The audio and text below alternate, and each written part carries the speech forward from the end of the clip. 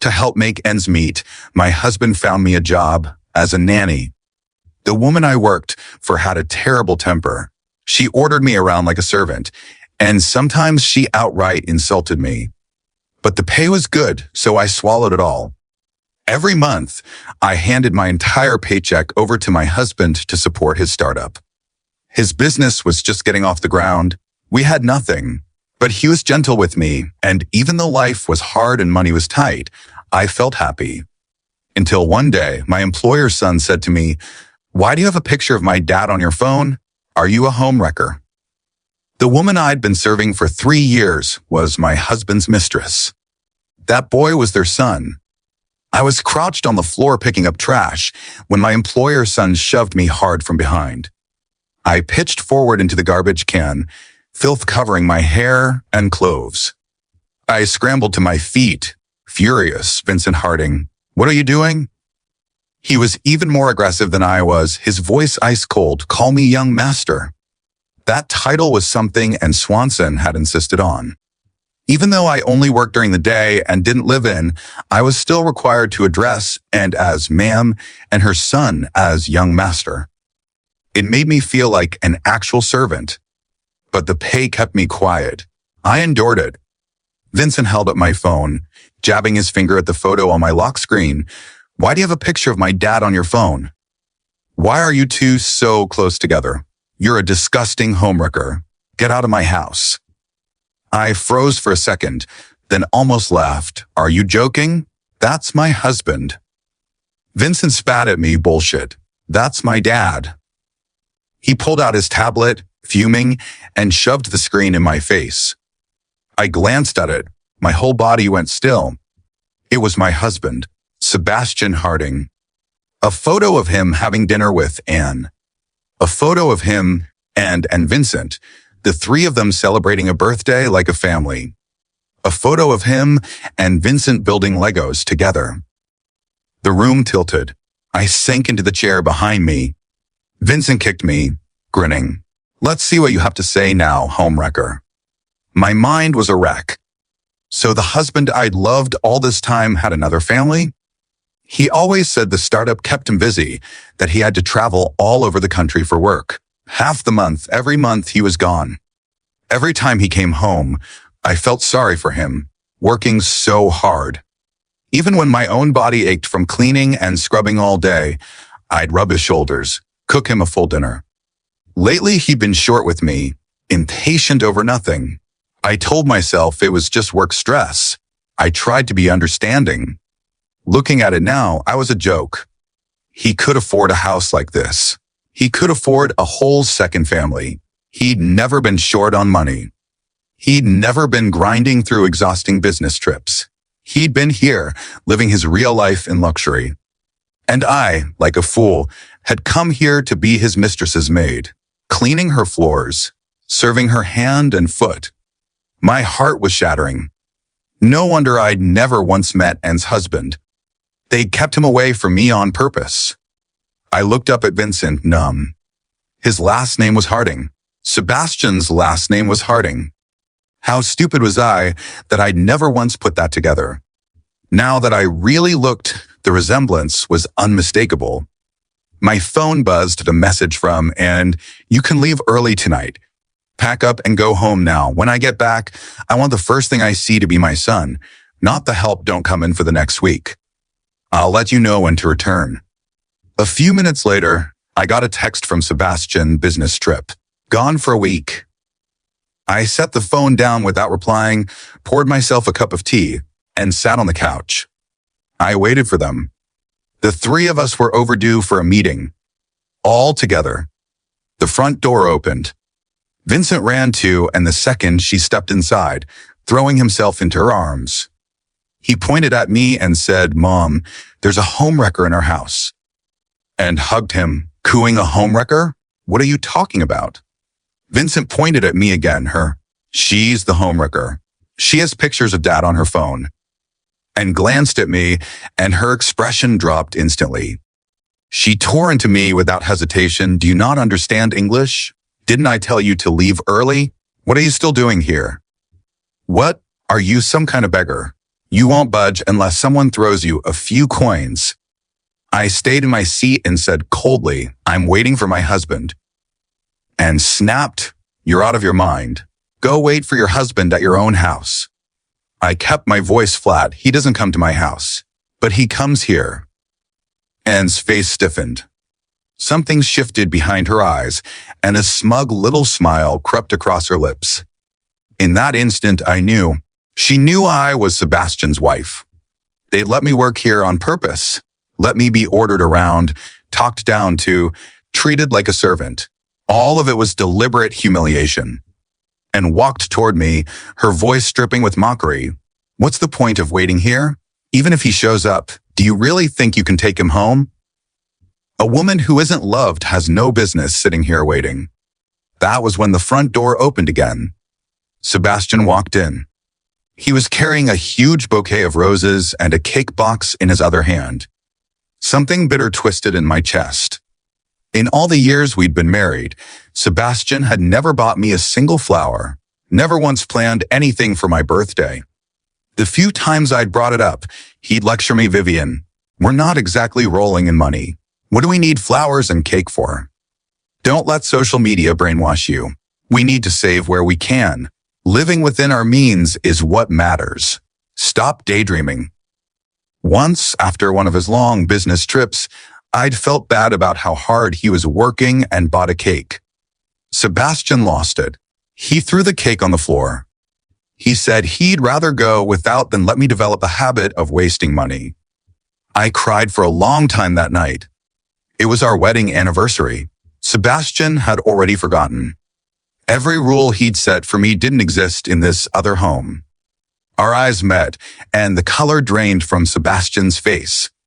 He dropped his gaze, fumbling, unable to look at me, and strolled over with a grin and looped her arm through his. Honey, this nanny won't leave.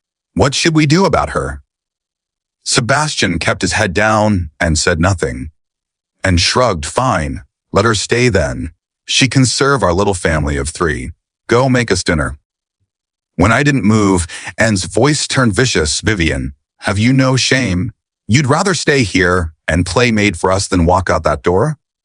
I said coldly, I'm not a maid. And sneered, then what are you? Every day you're here picking up after us, getting screamed at, too afraid to say a word back. Actually, you're right. You're not a maid. Maids get paid. You've been doing this for free. That $30 a month I paid you, you handed every cent of it to Sebastian, didn't you? But Sebastian hands all his money over to me. So when you think about it, I didn't spend a single cent. I just got myself a free maid. And tore into me without restraint. Sebastian never said a word. Sometimes silence is permission. Whatever was left of my heart went cold. That was when Vincent shoved me hard and screamed, get out of my house. I stumbled back and fell in the hallway. The door slammed shut behind me. I brushed myself off, got up slowly, and walked downstairs. It felt like something had been carved out of my chest. It hurt, but somehow I also felt lighter. That was when my phone buzzed.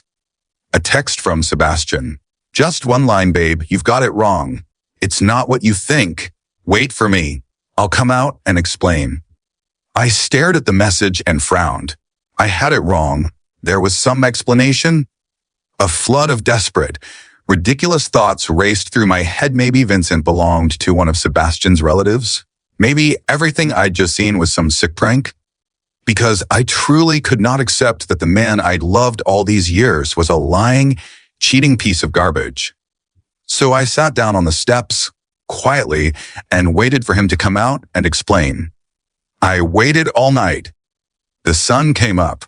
Sebastian never appeared. I laughed, hollow and tired. Vivian, you're so stupid. He played you again. I dragged myself home, dizzy and lightheaded, wanting to pack my things and leave. Every piece of furniture in the apartment was something I'd bought, most of it secondhand. The apartment itself was a rundown rental in a crumbling old complex. It was shabby, but I had never minded. It felt like home, because this was the life Sebastian and I had built together. Now, with the truth stripped bare, Every single thing in this place mocked me. I thought it over, then packed only a few changes of clothes. The rest of the junk wasn't worth taking. One small bag on my shoulder. That was everything I owned. I'd given Sebastian every dollar I ever made. I didn't own a single piece of jewelry. The thought broke me, and I started crying again. That was when the door opened. Sebastian walked in, his face full of concern. "Vivian, why didn't you wait for me? I looked for you all night."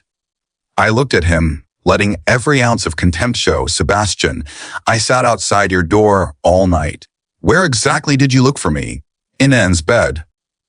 His face twisted with embarrassment, and he changed the subject. "I brought you something. Cake and flowers."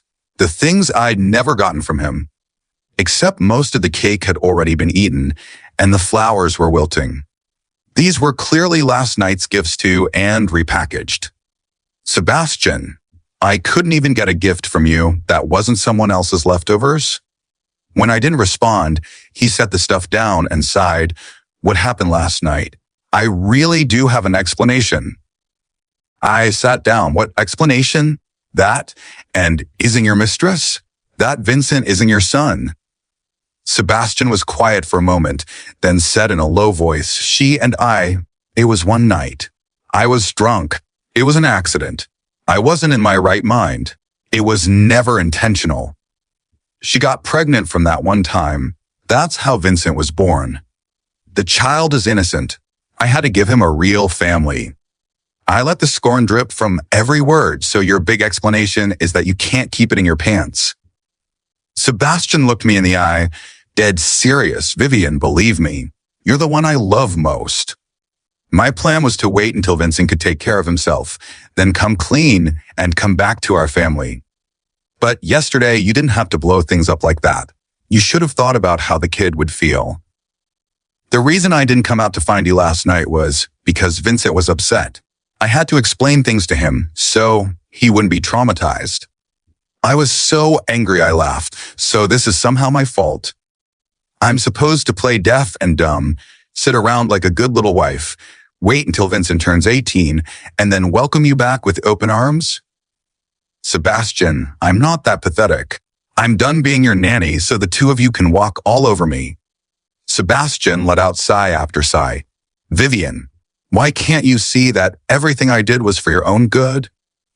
I wanted you and Vincent to spend time together, build a real bond, so that when the truth came out, we could all be one family. You're my wife. He's my son. You're both the people I love most in this world." I was too furious to speak. I turned to leave, but Sebastian blocked my way. He looked pained, and after a long silence, forced the words out. "Fine. I'll come home right now. For good. From now on, and is just my ex-wife. Is that enough for you?" I didn't say a word. I slapped him across the face as hard as I could. Sebastian held his cheek, his voice lowered. "Vivian, now that you've hit me, can we put this behind us? I'm not letting you walk out that door. We're husband and wife. I want to be with you forever." That was when his phone rang. Anne's voice came through, sobbing. "Sebastian, Vincent's crying again. He's scared someone's going to take you away from him. Can you please come back right now?" After he hung up, Sebastian looked at me with that tortured expression. "Vivian, wait for me. I'll be right back." He rushed out like he couldn't get away fast enough. And I quietly closed the door and left that home without looking back. I hailed a cab, found an apartment, unpacked my things. In a single day, I built myself a new home. By the time I finished, it was the middle of the night. The entire day, Sebastian hadn't sent a single message. Lying in bed, I scrolled through my social media feed and saw Sebastian had posted something new. He and Vincent had gone to an amusement park, eaten at a fancy restaurant, and at the end of the night, fallen asleep curled up together. The caption read "Family of 3, living the dream." I let out a cold laugh and moved to hit the like button, but the post had vanished. He must have blocked me. For the next 3 days, I tended to my little apartment alone. Bit by bit, As I arranged and decorated, it started to feel like a real home. I was like a wounded animal, curled up in a corner, licking my own wounds. Just when I was finally starting to heal, Sebastian began bombarding me with messages and calls. 3 days. It took him 3 whole days to realize I was gone. I picked up. His voice came through frantic on the other end. "Vivian, where are you? I've been looking everywhere. I'm losing my mind." I said nothing. Sebastian kept going, "I'm swamped at work and can't be stuck at home watching the kid every day. You've got experience taking care of Vincent anyway. Could you just come over and help out?" The sheer audacity of it left me speechless for a moment. I thought about it, then asked, my voice dripping with scorn, "Help out or be your nanny?" Sebastian said, "You don't want to be a nanny, and I never force you to keep doing that."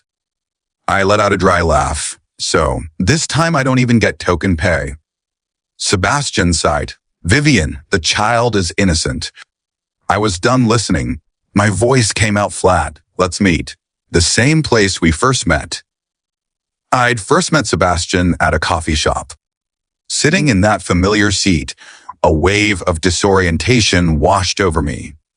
Ever since the wedding, Sebastian had never stopped complaining about money, and I'd never been back here. He arrived quickly. He reached for my hand and held it, his expression earnest. "Vivian, stop hiding from me. I never once thought about leaving you.